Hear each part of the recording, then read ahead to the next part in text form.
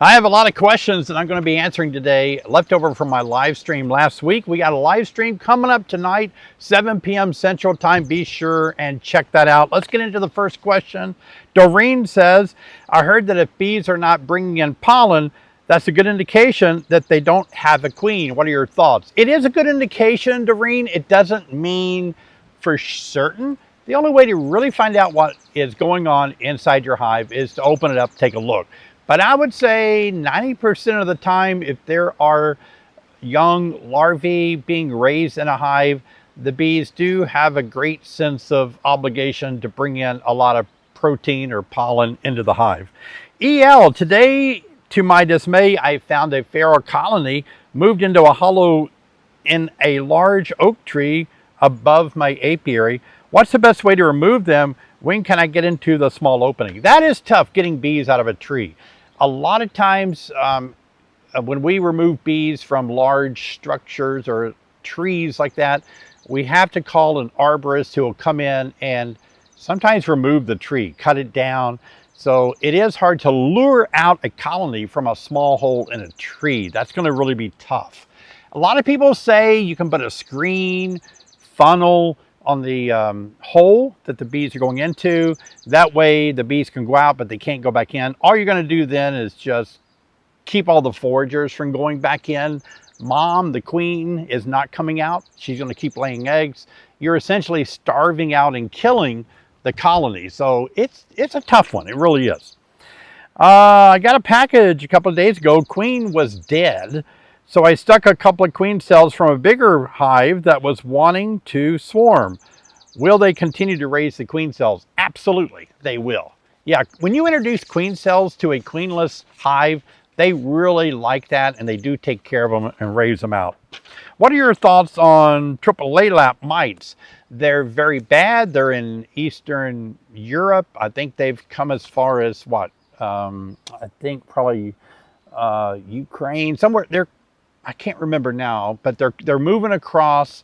And will they make it to the U.S.? You know, we never thought that the Varroa destructor would, or the Africanized bees would, but it's a small world now. And with cargo ships coming in to the ports and all, we do stand a risk. And I think there are a lot of entomologists and scientists today that are studying what to do if it does happen.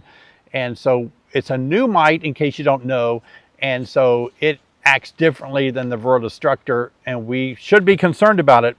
I believe me, we are testing heavily for it and have been for years to make sure it's not here in the U.S. yet. So far, fingers crossed, we don't see it in the U.S.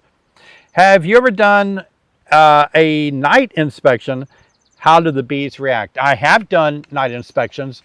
We make nukes up, and so sometimes it's very demanding. Like right now, we're making up our nukes, and we have to have the state come and inspect everything. We have to get moving permits. We have to get inspection certificates and all that, health certificates, and we have to keep balancing frames out. And sometimes, yeah, push comes to shove, not enough hours in the day.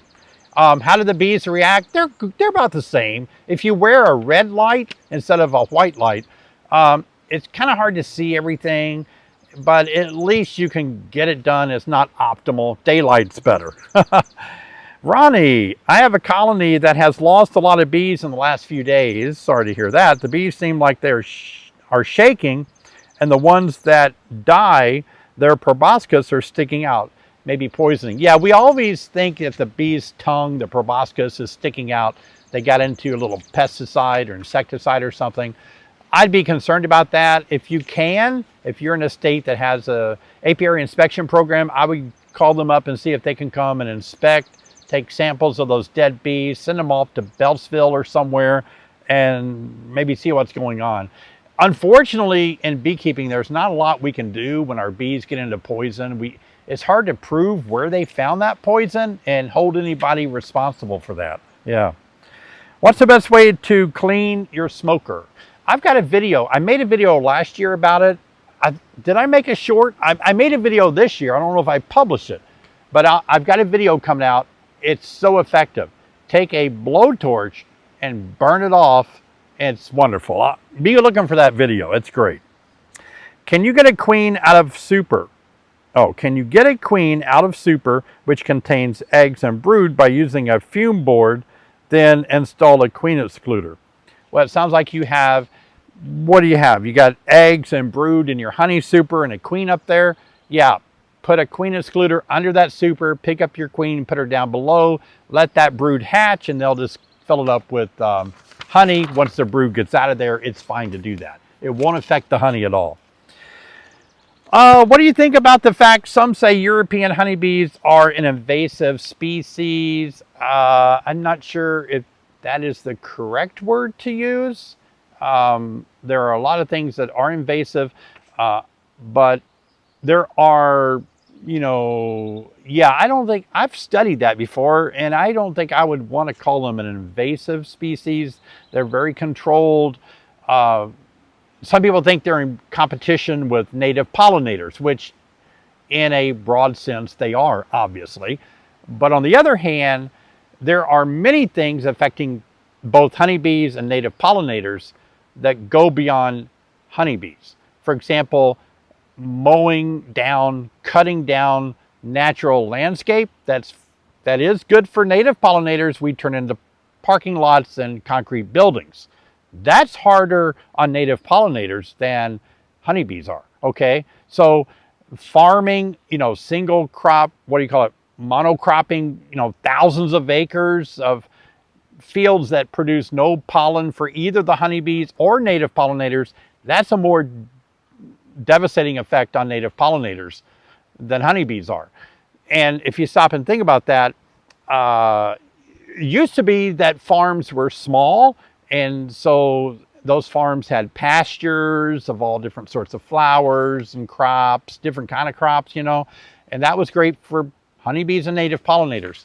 So the landscape of America has changed to really threaten native pollinators and honeybees. That's my take on it, my opinion. Had my winning Zoom meeting with David on Monday. It was a great time, and I appreciate your knowledge. Well, thank you, Doreen. I did enjoy visiting with you.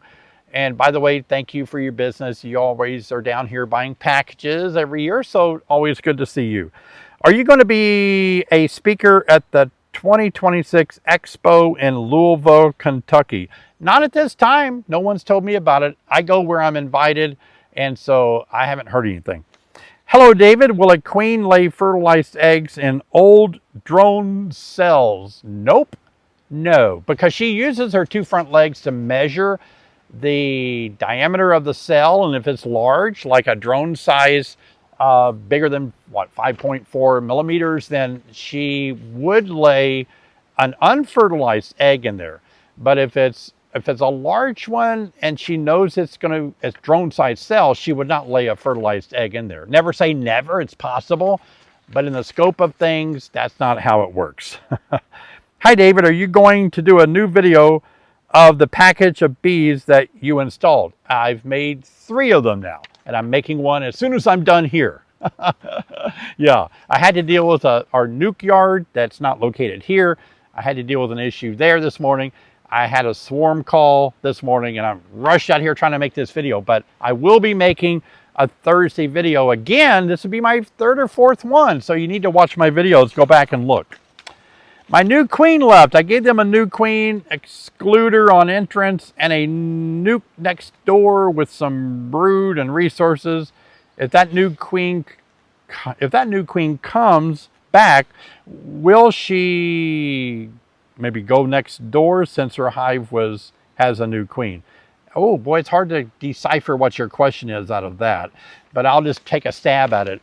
It sounds like, I'm not sure what you mean by there is a nuke next door. Maybe you have a hive that the queen left on, and next to that there's a nuke hive, and if the queen comes back, you're wondering where the queen will go. If the queen left, maybe a mating flight, then she's going to go back to her original hive that she left. She knows their pheromones, she knows the smell, she knows the orientation. It'd be very unlikely, it's possible, but it's unlikely she would go to your nuke. Best way to introduce a mated queen. Start by doing the simplest thing. That's what you know I'm known for. Keep it very simple. Keep her in her cage behind candy. Take the plug off to expose the candy. so the bees can eat through the candy and let her out. That is the best way to do it. What will happen if you don't remove the queen cell on top deep when using the demarré method? Will they swarm and never come back? What about the queen that is excluded at the bottom deep? The demarré method, I have a good video on how to do that, and you need to watch that. But the demarré method is a very complicated technique, swarm control technique. I call it complicated. Most brand new beekeepers that don't understand, a lot about bee biology and all that swarm cell size and how often you can wait and all that stuff and move and crowdedness and all. If you don't have that experience, yeah, anything can happen. Up and down, above the queen excluders, below it, they're going to get too crowded in a swarm. So once you use the demarré method, you have to be a skilled beekeeper to know what to do with all the extra queens. If you don't want to knock them down and do away with the swarm cells, then you're going to have to figure out an alternate way. So I don't really recommend, oddly enough, I don't recommend a lot of people that aren't really into beekeeping for many years. I don't recommend they try the demarré method because of this very thing you're talking about. You can initiate it, but once you separate the queen down below and you put supers above and all that, and you keep knocking queen cells down, then it gets really complicated what to do next with all the extra frames. It works, but it takes a lot of manipulation. Yeah, let's just say that. I got a lot more questions to answer. Don't go anywhere, but I'm going to pop in here and say, guys, I really appreciate you. Love you to the moon and back. I want you to be a part of my YouTube channel. Is growing by leaps and bounds. My live stream's growing, and it's all because of you, and I thank you for it. I'm humbled by your loyalty and the community that we've grown around beekeeping, and I appreciate you all so much. Last week, I was speaking to a group in Colorado. We had a great time, and all of you left so many great feedback on me sharing with you guys. So I appreciate you. In a month, I'm going to be speaking in Texas at their state meeting. I'll be there, so check that out. I'll leave a link right here where you can register and join me in Texas, in Abilene, Texas. I'll look forward to seeing you there. But by all means, please subscribe. Let's get back to more questions. What would be causing mold on the top cover and some frames? Too much moisture. Critical thinking skills is what I really promote. You got too much moisture in the hive, probably coming out of winter. You had a lot of moisture up there. I designed our winter bee kinds to absorb that moisture in the wintertime and feed the bees, because I had the same thing for many years. It's not a big deal. It doesn't hurt the bees. I've never noticed it hurting the bees. It stains the wood. I don't care. It's just patinaed, After completing a split, how long should we wait, if we have to add a new queen? Well, it's always better to make a split and take the old queen with the split. If you don't, they'll swarm, like that's what happened in my last video. By the way, I made a video about this where I made a split, and then I chose not to take the old, I chose to take the old queen, but then I put a new mated queen in there in 15 hours. And I'm not going to tell you what happened. You got to watch that video. That video has gotten like 18,000 views in a couple of days. So a lot of people like that video. It will be instructional. I'll leave that video link at the end of this video. Okay, a lot of questions. If packages of bees leave hive with cage queen behind, could that be because it was a virgin queen? No. You think that, but not really. No package bee provider would ever want to put a virgin queen in a package. Could they? Would they? Yeah, they never say never, right? But it would be unlikely. I see your reasoning, makes sense, but most cases it's just because they absconded and they all left. And sometimes there's another queen in amongst the bees, and they may have left with her.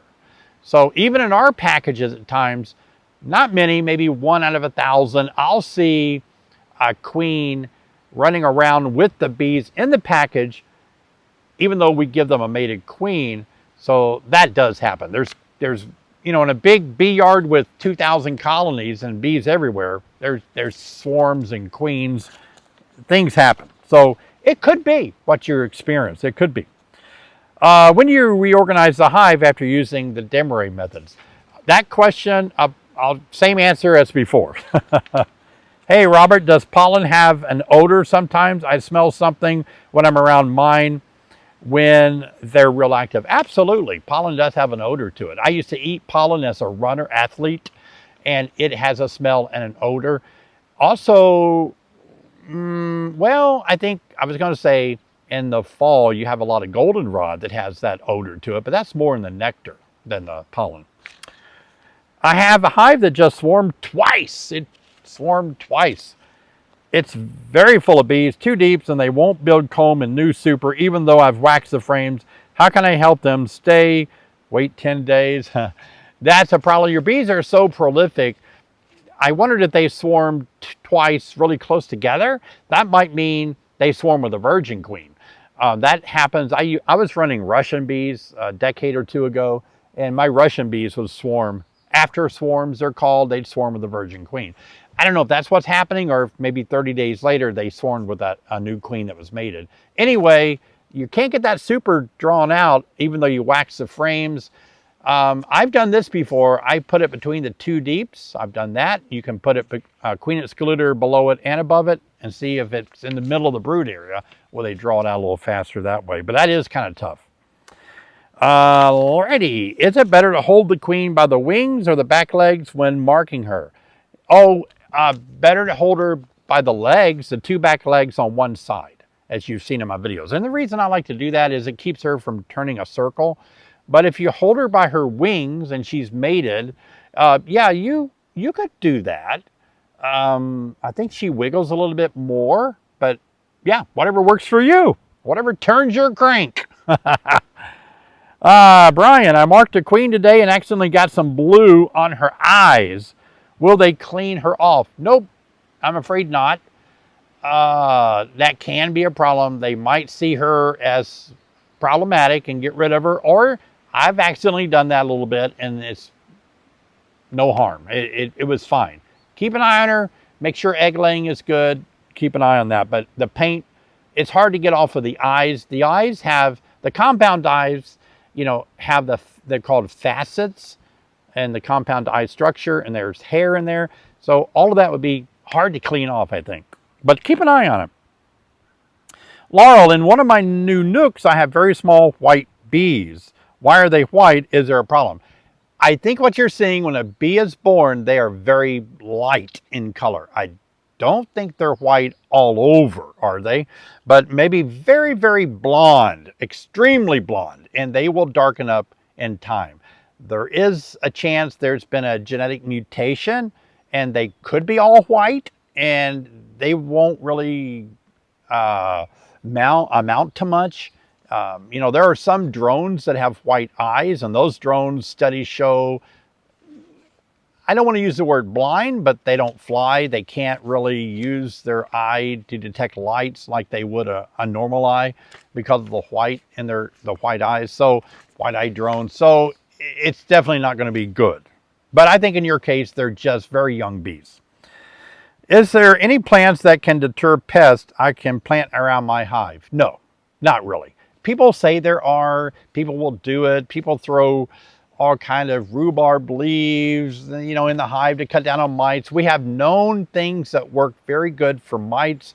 Trying to do things with natural plants and all is very admirable, but sometimes it's not very effective. It's the right way to be thinking, but sometimes it just doesn't work. All right, I'm 59 years old. Should I get into beekeeping? I've been watching a lot of videos. Why not? You're young. 59 years, I don't know. 59 years old is young to start beekeeping. You got another 30, 40 years to keep bees. Hi, David, Hannibal, Missouri.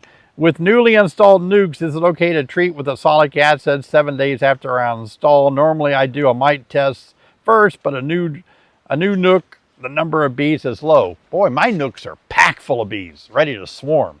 I've found a few swarm cells in my nukes already, tearing them down. So, yeah, you're fine to do that. Absolutely. How do you tell the difference between spotty brood and newly born bees? Good thoughts. I like your thinking. Look at other frames. Look at other frames. So if other frames are solid, if you see solid brood on another frame and this one's spotty, maybe they're emerging. If all frames are spotty, spotty. Hi, David. I am doing the Demery method. Yep. Another Demery method, same answer I answered earlier. All right. David, my dad doesn't use foundation in his frames. One super is completely full of wonky comb across the frames. Do we remove it or wait until it's capped and press out the honey? Wait until it's capped and then harvest it. So this is a problem, people. Everybody listen up.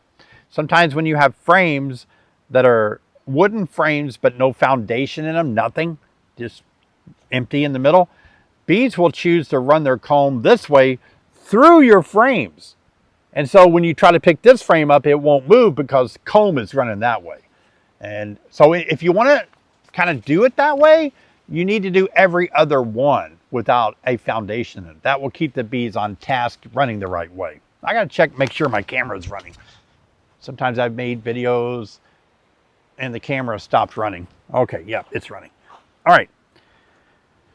Ooh, let's see. There we go. Running through these. Join my live stream tonight, 7 p.m. Central Time. If you're watching this the day I publish it, or every Thursday. It's the world's largest weekly beekeeping live stream, so you don't want to miss that. Hundreds of beekeepers gather, and we have giveaways. I answer your questions, so please join me every Thursday, 7 p.m. Central Time. John, I did a split on a strong hive with 2 deeps. I checked both deeps 5 days later, and both have queen cells. How should I deal with the deep with the original queen in it? I would probably, I'm not sure if I always understand these questions, but if you made a split, I would take that deep with the original queen in it and make a new hive out of that. Let these other deeps have their own hive. All right, Crystal, does one Formic Pro still kill under the cap or only the full dose of 2? If I recall, now I always like to say I don't like to answer these treatment questions because the label is the law. So, but I do know that in Formic Pro you have the option, according to the label, to use one pad and then come back and use the second one after the label time is expired on the first one. So you're still using 2, but you're staggering them. And yes, 1 will kill under the caps just as good as 2 because you're going to use the second one a little bit later anyway. What do you think about American foul brood vaccinated queens? Ooh, I'm a little upset. I'm a little upset. And you know that I don't often talk much about things that I'm upset with on my channel. I'm a little upset that some, I'm not going to use any names, but some companies are saying in their advertisement, I've read it on their websites, that says, you know, all the bees died in the winter. Now you can get a vaccinated queen. And they're kind of maybe making people feel that a vaccinated queen will help your bees not die in the winter like we had last winter. I don't find that to be true at all.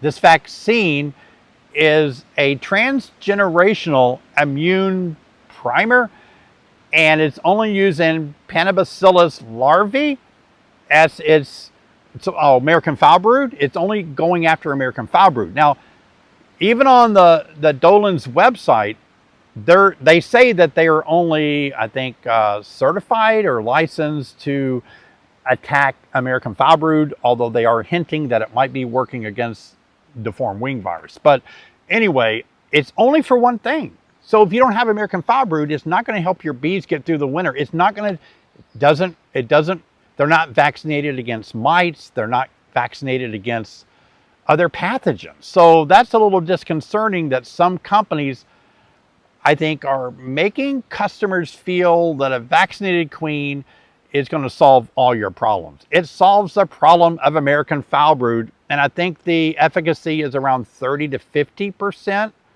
So, and it only lasts for a little while as long as that original queen is in there. It's only for her daughters that are able to help fight American foul brood. Get it straight. I mean, why are we being deceived? I mean, maybe we're not being deceived, but I don't get it. I don't get why it's making people feel like it's going to... We don't have any proof at all that American foul brood is what caused bees to die last winter. we would have known that. That's easy to detect. You do one inspection, you see American foulbrood. So nobody said that. So it's not that. Oh, well, I got to get off that hobby horse. Well, that's my opinion. That's what you asked for. Hello, David. Will bees swarm with a virgin queen? Yes, they can. I mentioned it before. I used to run Russian bees, and my Russian after swarms would take off with a virgin queen. Is there a secret to removing a queen cell to raise without opening or damage the cell? I've made, I bet, at least 5 to 10 videos on doing that, how to surgically do that. I know it's hard to find all my videos on different subjects like that, but I made some videos last year doing it. And yeah, you just use an X-Acto razor knife, cut it, don't open it, keep it vertical. You'll damage and the queen inside it, and you got to keep it 92 degrees while you're transferring it. You can do it. I've showed you how to do it.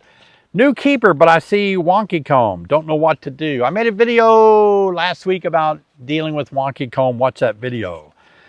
I'm a beekeeper. Yay! Woohoo! 5 to 6 days into awesome adventure. Question: 2 nooks feeding 1-to-1, and they have consumed 3 quarts between them. Should I do an inspection in another 7 to 10 days? Absolutely. See what's going on in there. Hi, David. I'm doing Demarest merge. Same. I answered the Demarest method question earlier. I'll just refer to that answer. Eric, hey David, good timing. We literally just went out to feed our splits an hour ago, and the swarms, and in one of our boxes I found 6 queens. I caged them, but my question is, how do I care for them? I caged them, but I just found 6 queens. I caged them. Are they virgin queens or mated? I'm assuming virgins. Virgin queens caged. I wouldn't cage a virgin too long. You're going to put a little drop of honey, tiny drop of honey, tiny drop of water, room temperature, or the best way to do it is put them in a battery box, stick them in JB's cages, put them in a battery box, put nurse bees in that battery box, let them care for them. That's how I do it. What if I don't end up needing extra queens? Then what do I do with them? If you raise queens and you end up with extra ones, you can bank them once they're mated. And that's easy to do. You can put a Facebook post or Craigslist post or something in your bee forum that you got extra queens. Okay, QQQ. Don't know what that means. 1 swarm colony with laying queen. 1 laying worker colony. Swarm creating 2 new queen cells with larvae. Can I use the frames of queen cells in the laying worker hive, or should I crush 2 queen cells? I would try to use them and see if they'll raise them and get a queen in there. That might help a lot. This is my first year beekeeping. I live in, Southern California, and it gets 100 degrees Fahrenheit here. What can I do to keep my hive cool in the summer? So this is really something. Look how it is so hot and humid now. In Illinois, we don't get this much humidity, but the trees, forest line is very bluish gray from the humidity. And it's going to be over 90 degrees here in Illinois. That's hot. And so I have made a ton of videos on this. Shade your hive. Take a piece of 4x4 plywood or cardboard and then put a concrete block on it. That will shade the area around your hive really well. Keep a water source near your hive, or you can take my Burns feeder boards, buy those, and feed them water directly through the little jar circles on top. That'll help a lot. Actually, if you use the Burns feeder board, it has a rectangle opening. They're all screened so the bees can't get out. But that allows the heat to come up into this box, so it exhausts heat up. That's a good way to do it. Second year beak, I received my packages 5 days ago. In your opinion, when do you treat for mites after receiving and hiving your package? That's really a philosophy up to you. You can decide, Dawn, when you want to do it.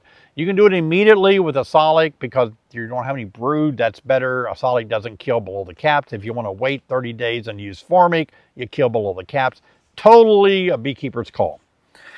Elizabeth, we put honey frames in our nukes to give them a head start. Had robbers show up and we put on the robber screens. How long is it okay to keep them on? Boy, that's too bad. If you have nectar sources, we usually don't have robbers. Sorry to hear that. I would wait until you see the robbing stopping, and then you can take those robber screens off. David, why do my bees keep hanging out underneath the hive on my screen board? I've heard that a lot. I always think there's a queen under there, and that's why they're there. Take the hive apart, shake them off that bottom board, back into the hive, or spread them out on a sheet, look for a queen. Maybe you'll make another hive. How long before a virgin queen takes a flight? After she emerges, within a week, she'll take a mating flight if the weather's good. Warm, 70 degrees Fahrenheit plus, and nice day to go mating.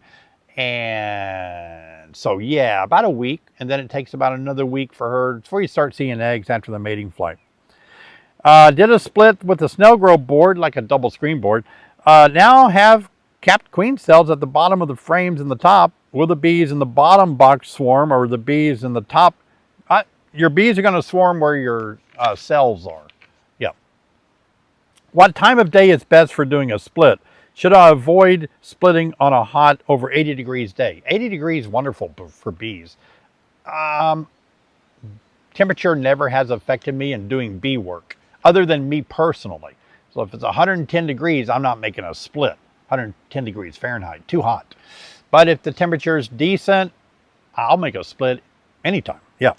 Found 2 bees with white eyes last weekend. Cause for concern? Not really. It is a mutation, a genetic mutation. It can't be that big of a deal. They will not really function normally. 2 bees isn't bad.